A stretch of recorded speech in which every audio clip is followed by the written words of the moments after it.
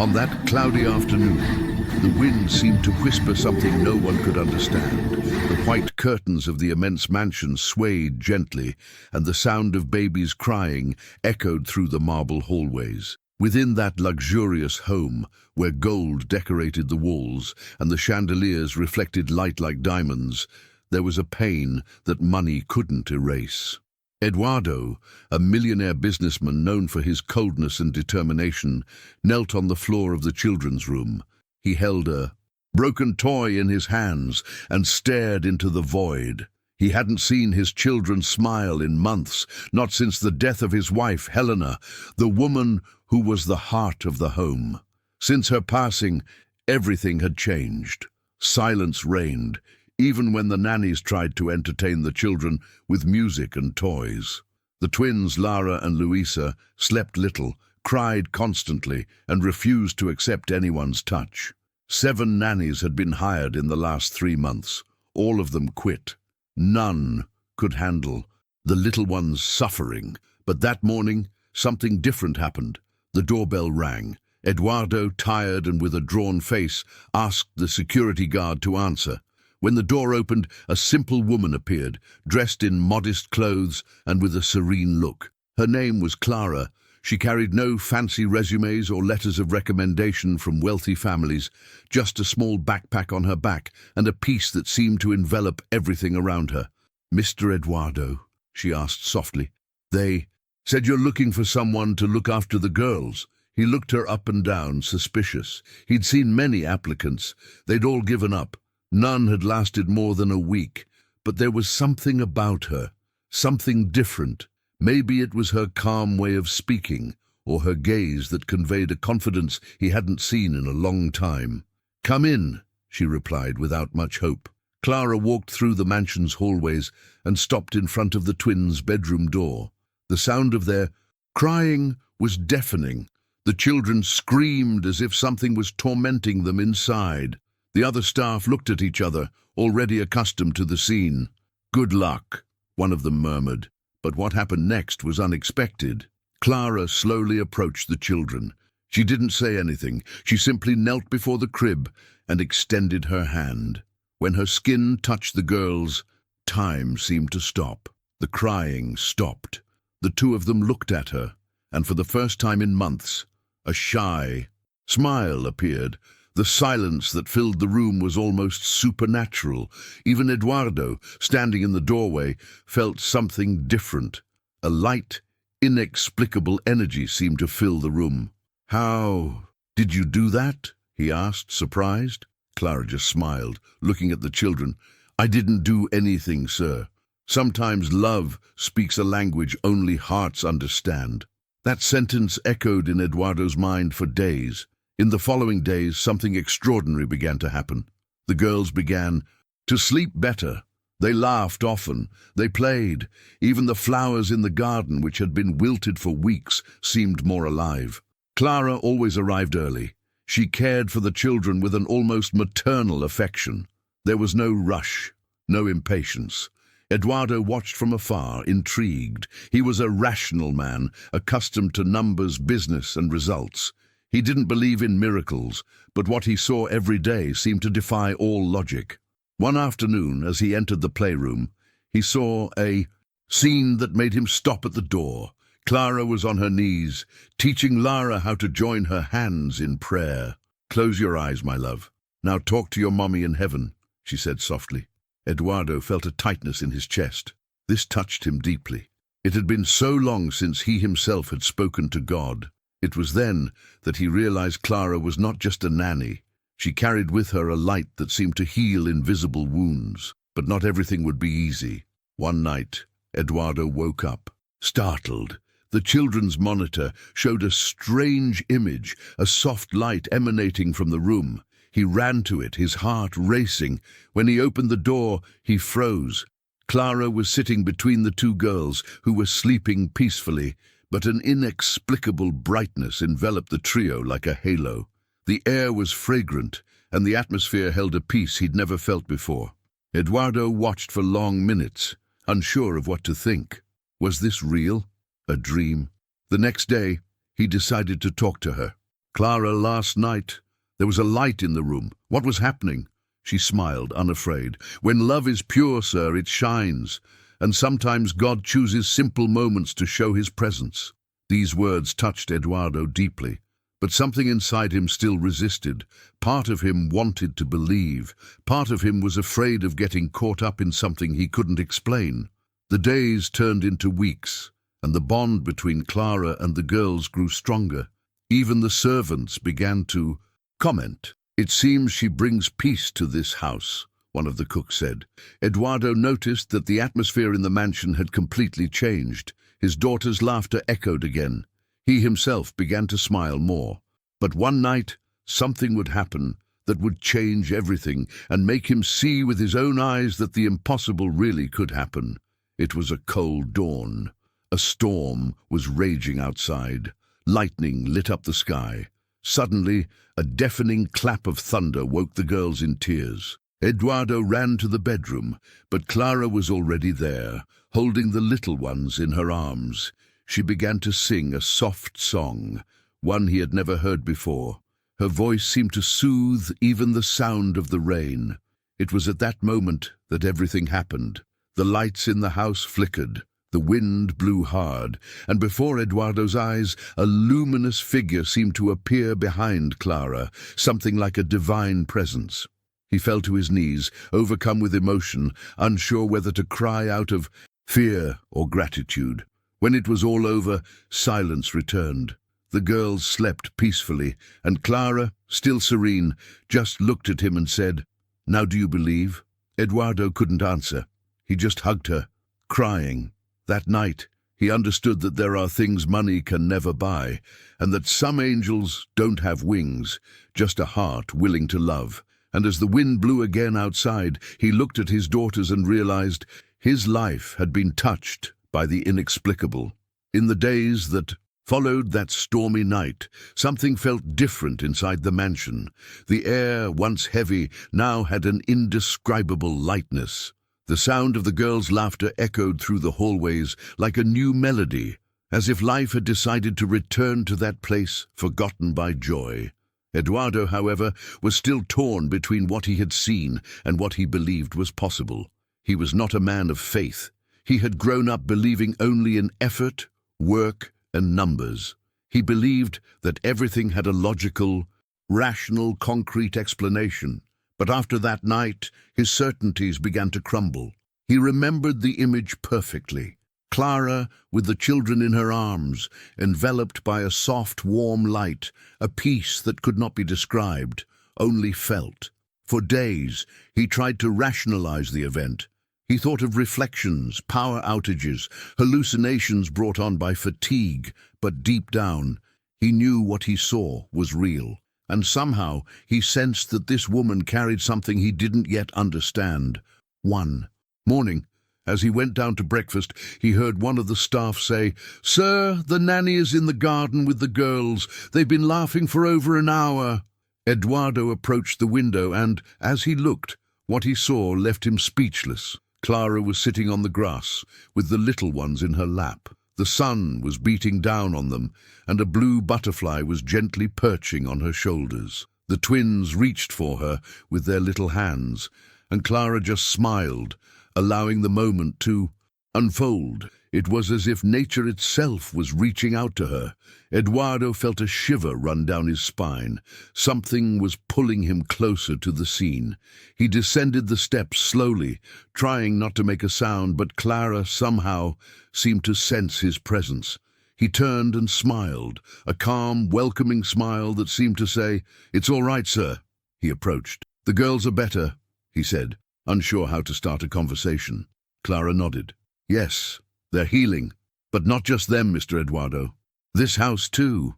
Those words struck him like an echo within his soul. The house, too. Yes, she was right. Since Clara had arrived, something invisible had transformed. The room seemed to breathe again, as if a dark veil had been lifted. Eduardo began to observe Clara more closely. Every gesture, every word, every look. There was a serenity about her that bordered on the supernatural. She never raised her voice, never seemed to rush. Even in the most tense moments, She remained calm, and that calm seemed to infect everyone around her. One night, curious, Eduardo asked the driver to take her home after work, but when they arrived at the gate, she politely declined. "Thank you, sir, but there's no need. I prefer to walk. I like the silence of the night." He insisted, but she kept her smile. "Walking brings me closer to God, and it's in that silence that I find the answers I need." That phrase stuck in Eduardo's mind. That night, he couldn't sleep for a long time. He tossed and turned in bed, wondering who that woman really was. Where had she come from? How could someone so simple bring so much light to a home ravaged by grief? In the following days, he began to discreetly investigate. He asked his assistant to look for information about Clara, but the report he received left him even more confused. "Mr. Eduardo," the man said, handing over the envelope, "there's almost nothing about her. No recent records, no fixed address, no professional history." Eduardo frowned. "What do you mean, nothing?" "She seems not to exist, sir. The only thing we found was a birth certificate from over 30 years ago in a small town in the countryside, and after that, not a trace." Eduardo was silent for several seconds, staring at the yellowed paper. That information made him uneasy. Who was Clara, after all? The next morning, seeing her in the garden, he approached cautiously. "Clara, may I ask you a personal question?" She looked at him serenely. "Of course, sir. Where did you come from? I asked for your documents, and I found almost nothing about you." Clara lowered her gaze, taking a deep breath. "Sometimes, Mr. Eduardo, what matters most is not where we come from, but what we bring with us. I came from a place where I learned to care, not just for bodies, but for souls, and that's what I try to do here." The answer, though simple, left him disconcerted. There was a mystery in every word she said. That same night, something strange happened again. Eduardo was in his office, reviewing reports, when he heard a distant sound, a kind of chanting, soft and melancholy, coming from the girls' room. He got up and walked over. As he approached, he felt the air change. A delicate floral scent filled the hallway. He slowly pushed open the door and stood motionless before the scene. Clara was standing beside the cribs, her hands raised and her eyes closed. The girls were sleeping peacefully, and a golden light, barely perceptible, seemed to envelop her body. Eduardo held his breath. He didn't dare interrupt. When she finished the song, she opened her eyes and saw him standing in the doorway. "It's okay, sir. They're safe now." He approached, overcome with emotion. "Clara, what is this I see?" She hesitated for a moment, as if choosing the right words. "It's just the presence of love, sir. When love is true, it manifests itself." Eduardo felt tears well up in his eyes. Love. It had been so long since that word had any meaning to me. Clara smiled. "It never stopped having meaning. You just forgot how to feel it." In the days that followed, Eduardo began to change. He started arriving home earlier, playing with his daughters, smiling more. The employees noticed. "The boss is different," they said. But no one doubted it. It was because of her. One afternoon, the girls insisted that their father join them in prayer before lunch. He laughed, a little embarrassed, but eventually gave in. And when Clara began to pray, something inside him broke. A peace took hold of his heart. It was as if all the pain, all the guilt, all the fears were slowly dissolving.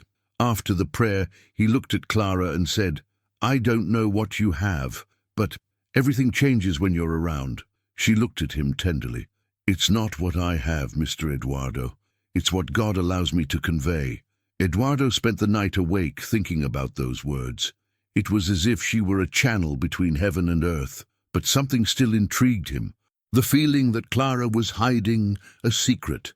A few days later, when he arrived home early from work, he found the nanny in the girls' room, crying silently. She held a small silver necklace in her hands, a necklace with the same pendant that Helena, his late wife, used to wear. "Clara, where did you get this?" he asked, surprised. She wiped away her tears and replied softly, "This necklace was given to me a long time ago by a woman I helped, a woman who spoke of love and forgiveness. She told me, that one day I would return it to where it came from. Eduardo felt a shiver. Are you saying this necklace belonged to my wife? Clara nodded slowly. Yes, sir. She asked me to take care of the girls. And you too. His heart raced. But how is that possible? She passed away over 2 years ago. Clara moved closer, placing her hand on his chest. Not everything that dies disappears, Mr. Eduardo. Some bonds are eternal. The silence that fell was so profound that even the sound of the wind seemed to stop. Eduardo didn't know what to feel. Fear, amazement, faith, everything mixed together inside him. That night, he couldn't sleep. Images came back to him. The necklace, the light in the room, Clara's words. Who was she, after all? And what did that promise made by someone who was no longer in this world mean? In the middle of the night, he went down to the office and took out the old box where he kept his memories of his wife. Among the photographs, letters, and perfumes he had stored away, he found a letter he had never opened. The handwriting was from Helena. If one day I'm no longer there and you feel you've lost faith, look for the woman who understands the silence of children. She will bring back what was lost. Eduardo let the letter fall from his hands. It was impossible, but everything fit together. He ran back to the girls' room. Clara was there, sitting, looking at the moonlight through the window. You are she? He asked, tears in his eyes. Clara smiled softly. No, sir. I simply came to fulfill her request. And now you must believe again. Eduardo fell to his knees, overcome with emotion. For the first time in years, he prayed. And as the words trembled from his mouth, he felt something extraordinary fill the room. A sense of warmth, light and peace, as if Helena's own love was still there, guiding everything. But the mystery wasn't over yet. In the following days, signs began to emerge, dreams, coincidences, small manifestations that defied reason. The girls said they saw Mommy smiling behind the nanny, and Clara just smiled, neither confirming nor denying. Eduardo knew that what was happening surpassed any human explanation, but what he didn't yet know is that the true miracle was yet to come. Night fell differently over the mansion that day. The wind seemed to whisper something, and even the sound of the trees had a tone of reverence. Their millionaire father, Rodrigo, walked the long marble corridors with slow steps and a distant gaze. For years, that man had believed he could control everything, fate, people, even the weather. But now, standing before the door to his daughter's room, he felt small. Something had happened, something that no human logic could explain. He placed his hand on the doorknob. The touch was cold, but his heart burned. He took a deep breath and pushed open the door. The room was lit only by a soft lamp and the silvery moonlight streaming through the window. And there, the impossible was happening before his eyes. The twins, previously frail, pale, and breathing shallowly, now slept peacefully. A faint smile graced each of their faces, as if dreaming of heaven itself. But what most caught Rodrigo's attention was Helena, the nanny. She was kneeling, her hands clasped together over her chest, a soft glow emanating from her face. Rodrigo felt tears well up.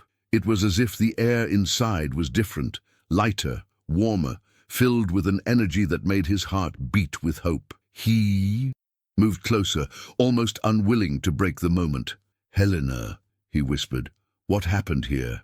She slowly turned her face and looked at him serenely. I simply asked God to touch them with love. That was all. Those simple words pierced Rodrigo like an arrow. He looked at his daughters and then at her, unable to say anything. His eyes welled up. A man who had once cried with pain now cried with gratitude. I don't know what to say, he murmured. The doctors said there was nothing more to be done. And now, look at them.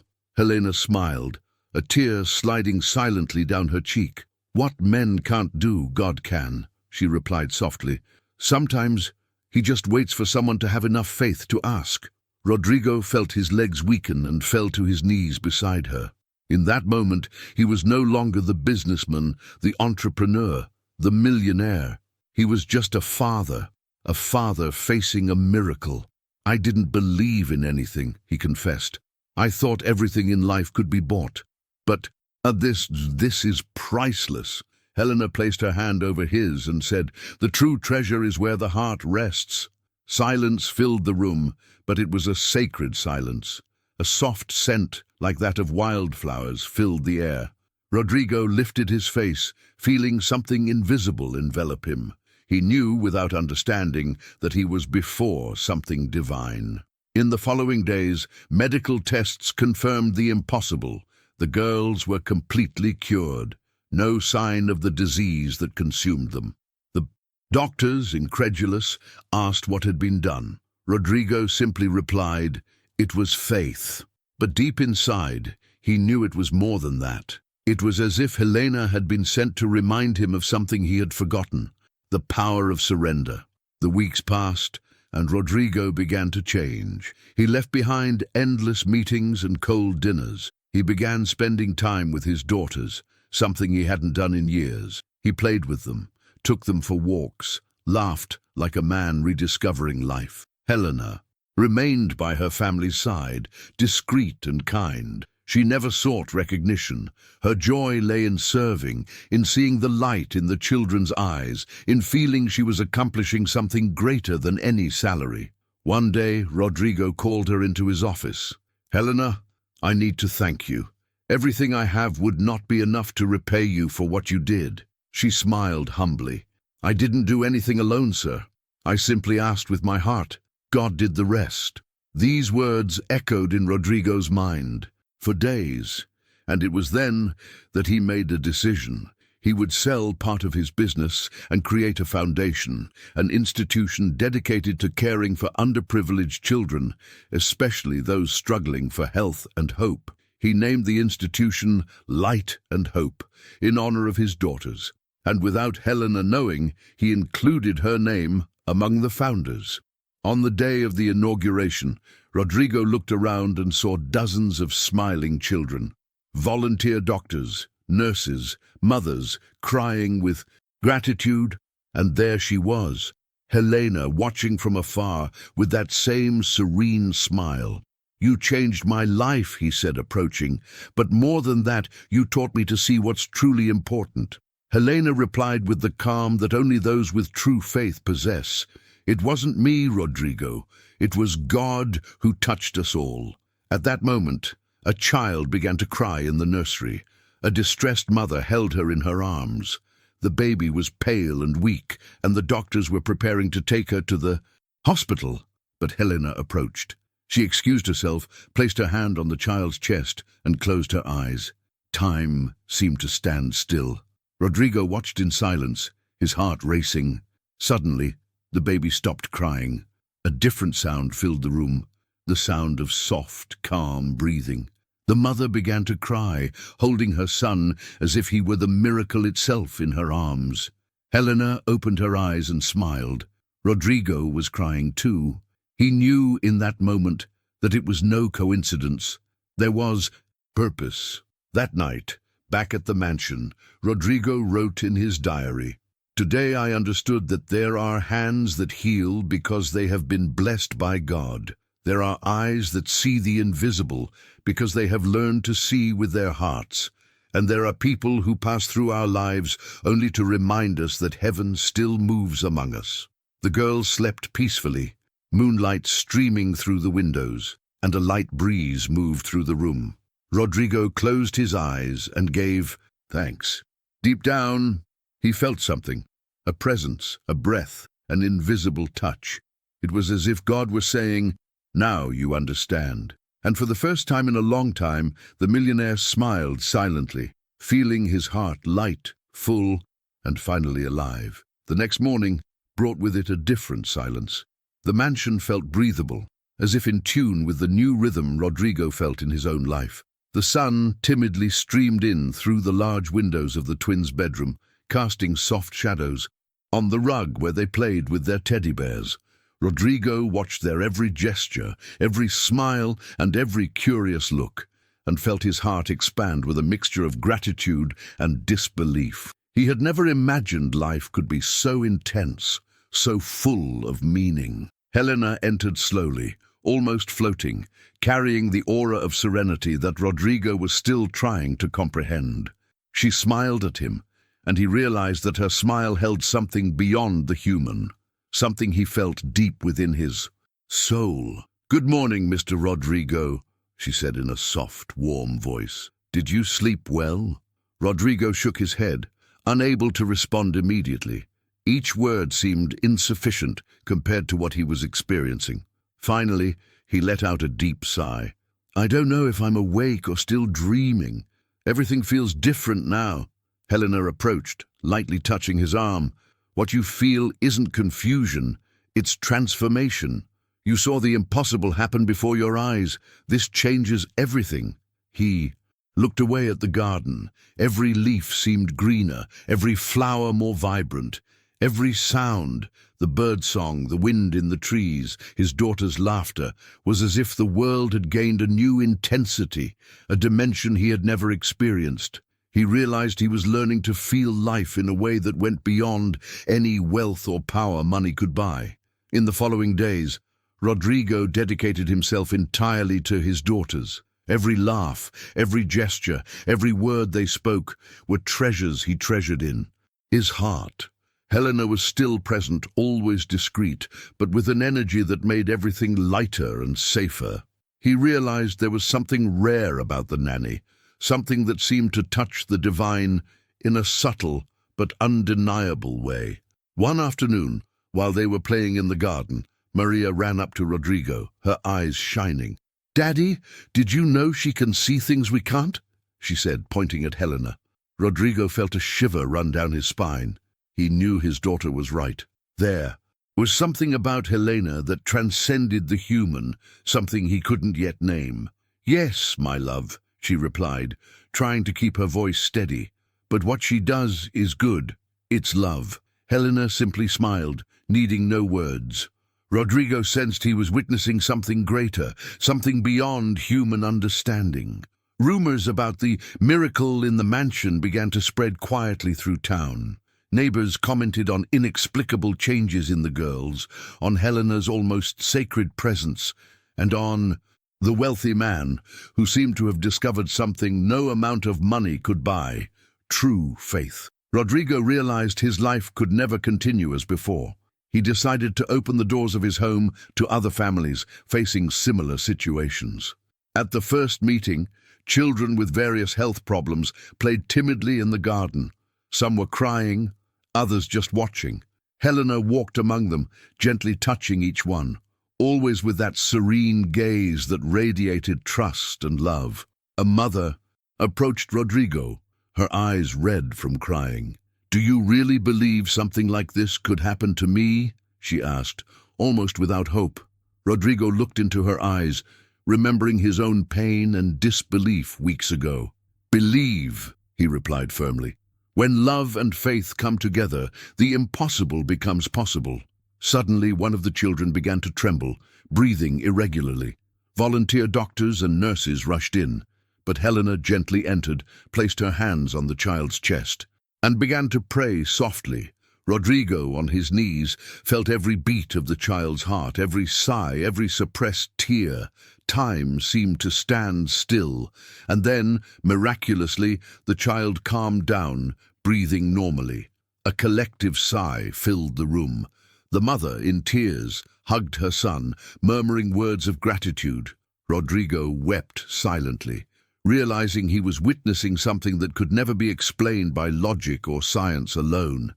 He understood that the miracle he had witnessed was not limited to his daughters, but could touch the lives of anyone willing to believe. But life always brings challenges. A few weeks later, Helena fell ill. Nothing serious, but enough to make Rodrigo anxious and fearful. For the first time, he felt real fear. Fear of losing someone who had become essential not only to his family, but to something greater that he was still beginning to comprehend. Rodrigo remained by her side day and night, holding her hands, praying with every fiber of his being. When Helena finally recovered, he realized something vital. Life is fragile, and each moment must be lived with intensity and gratitude. He began to see the world through different eyes, perceiving beauty and meaning in every detail. The sound of water in the garden, the wind in the leaves, the laughter of his daughters. Time passed, and the Light and Hope Foundation became a landmark in the city. Families who once lived in darkness now had light, and children who seemed lost found joy and healing. Rodrigo never looked at money the same way again. True value, he finally understood, lay in the actions that transform lives and awaken faith. On a sunny day, Rodrigo took the twins to the garden. He sat on a swing, watching them run and laugh. Helena was nearby, with her serene smile and wise gaze. Rodrigo took a deep breath, feeling a peace he had never experienced before.